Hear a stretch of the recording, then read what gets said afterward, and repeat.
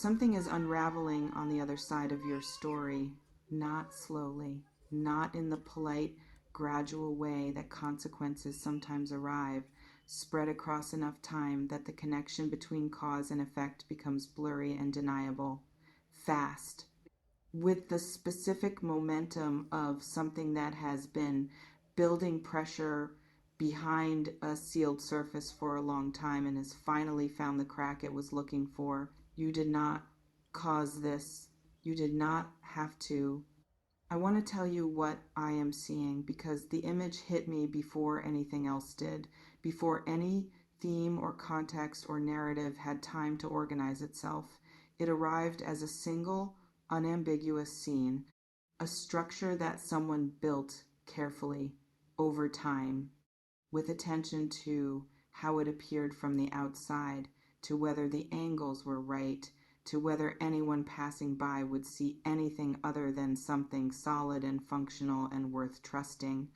And from the inside, it is coming apart, not because of external force, because of what it was built with, because of the specific materials someone chose when they were constructing something that was never meant to hold, that was built to impress rather than to last, that substituted the appearance of integrity for the actual thing and assumed the substitution would hold indefinitely. It did not hold indefinitely. Indefinitely just ended.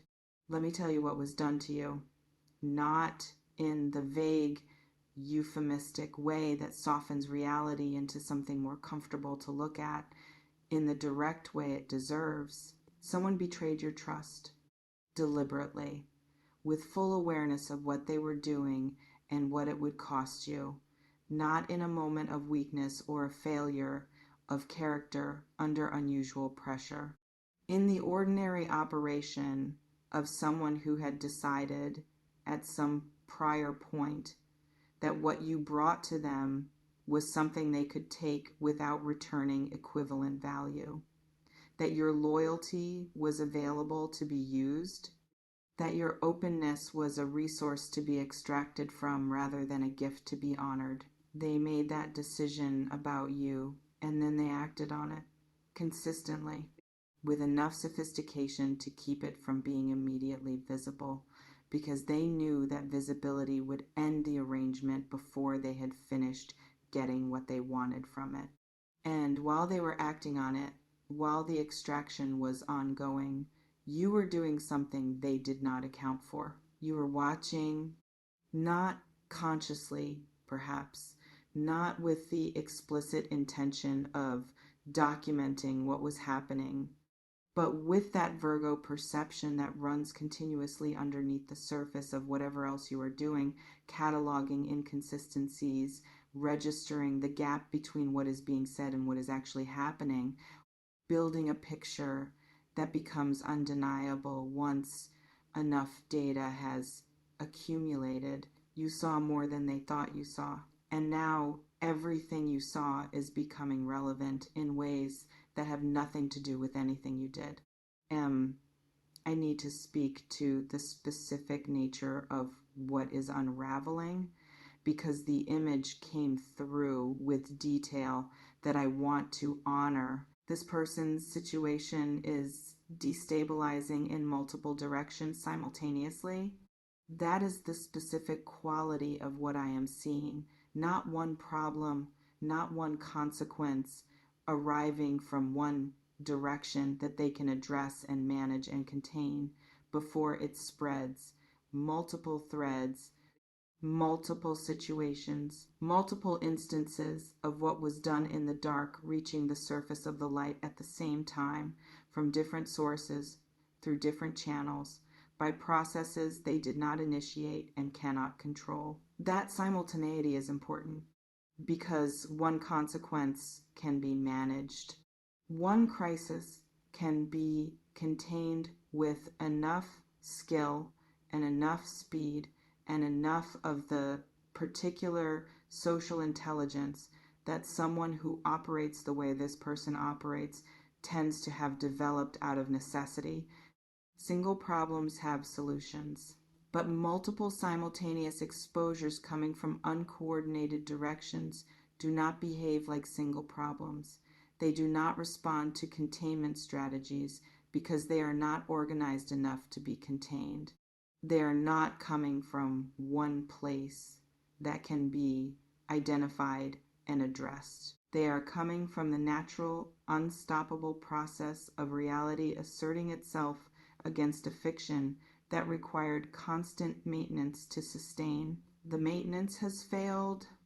I want to speak to the specific people involved because this is not happening in isolation, and the network around this person is a significant part of the story. There are people who knew, not everything, but enough people who were in proximity to what was being done, who had access to information that in retrospect should have produced a different response from them than the one it actually produced. People who chose the comfort of not confronting what they knew over the discomfort of saying something that might have cost them something in the moment. Those people are now in a position they did not anticipate when they made that choice. Because the silence they maintained, the choice to be proximate to something wrong without actively addressing it, is no longer as invisible as it was. What is unraveling is not only unraveling for the person who did what was done to you, it is creating a retrospective visibility for everyone in the vicinity. Every person who was there and said nothing is now sitting in the specific uncomfortable light of having been there and said nothing.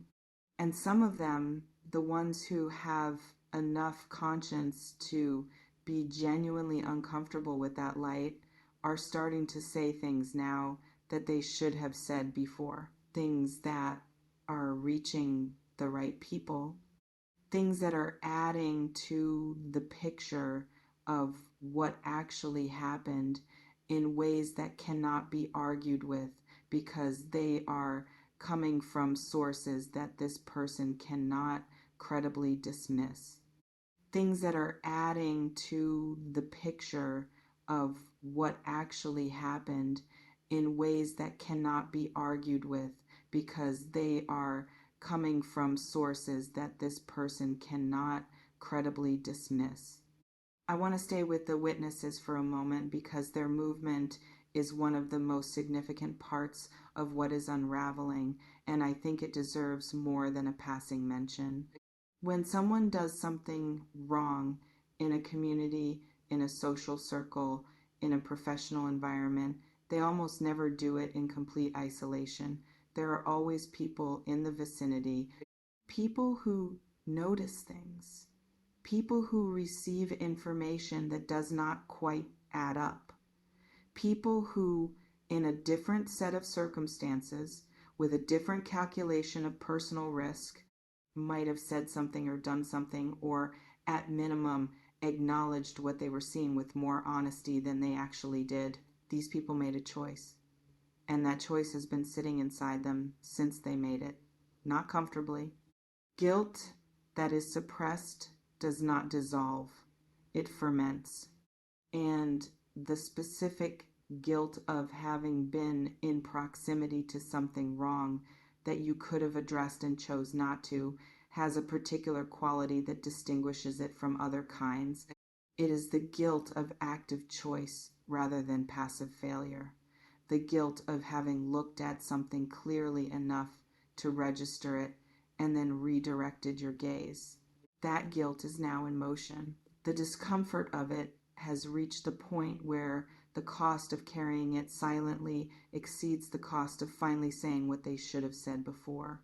And when guilt reaches that tipping point in people who are not fundamentally dishonest, just circumstantially cowardly, it tends to produce action. That action is producing results for you right now. There is an image of water I want to describe because it captures the specific quality of how this is moving, and I think the image will stay with you in a way that abstractions cannot. A single stone dropped into still water. The first ring moves outward immediately, clear, visible, the obvious, direct consequence of what was done. But then the second ring follows, and the third, each one larger than the last, each one reaching further into the stillness than the ring that came before it, each one touching surfaces and shores that the original stone, when dropped, never appeared to threaten. That is how this is working. The first ring was visible relatively early. You may have felt it.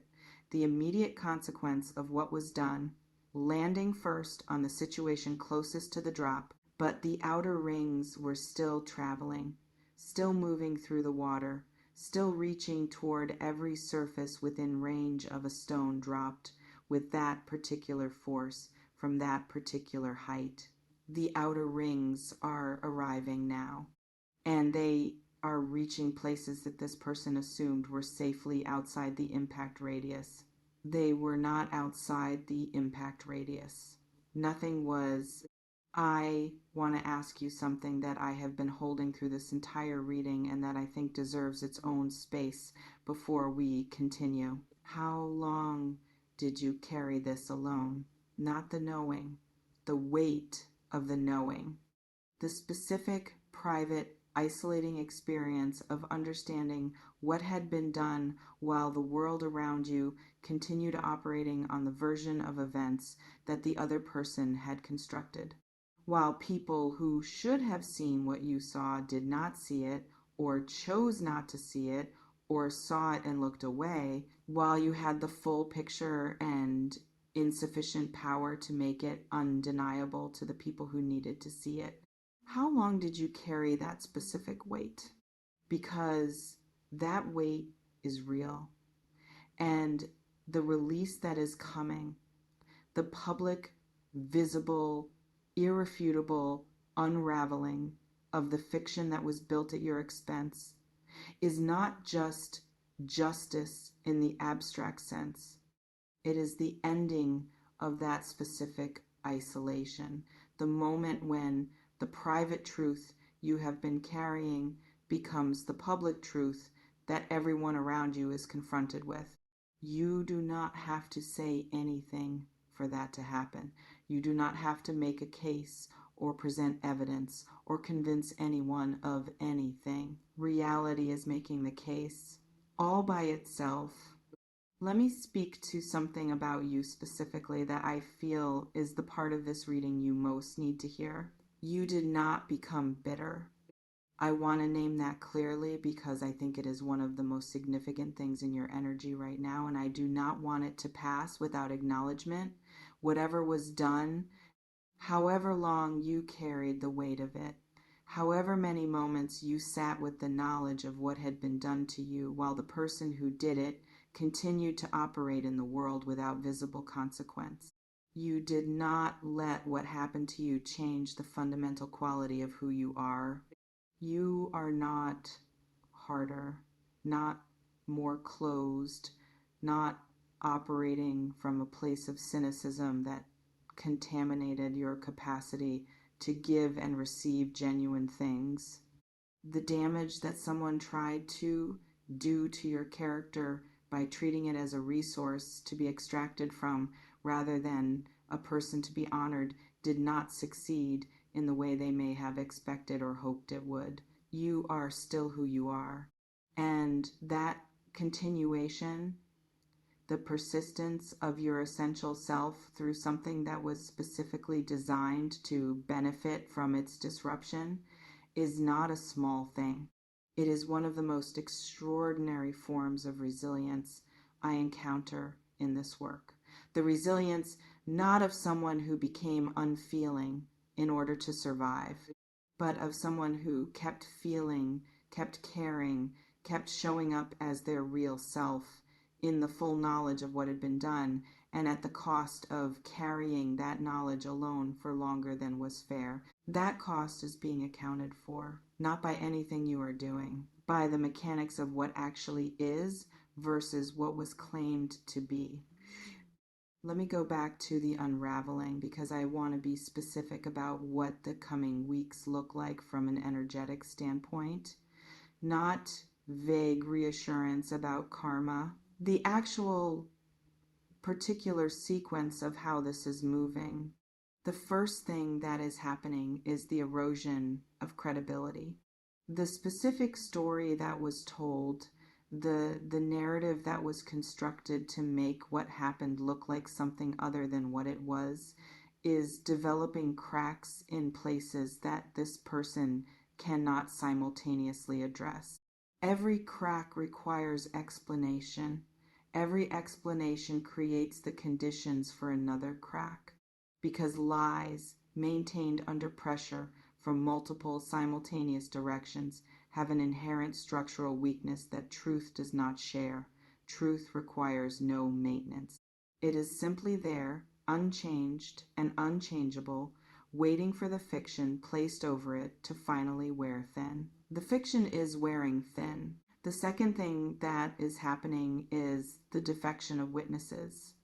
People who held information in silence are finding that silence increasingly costly.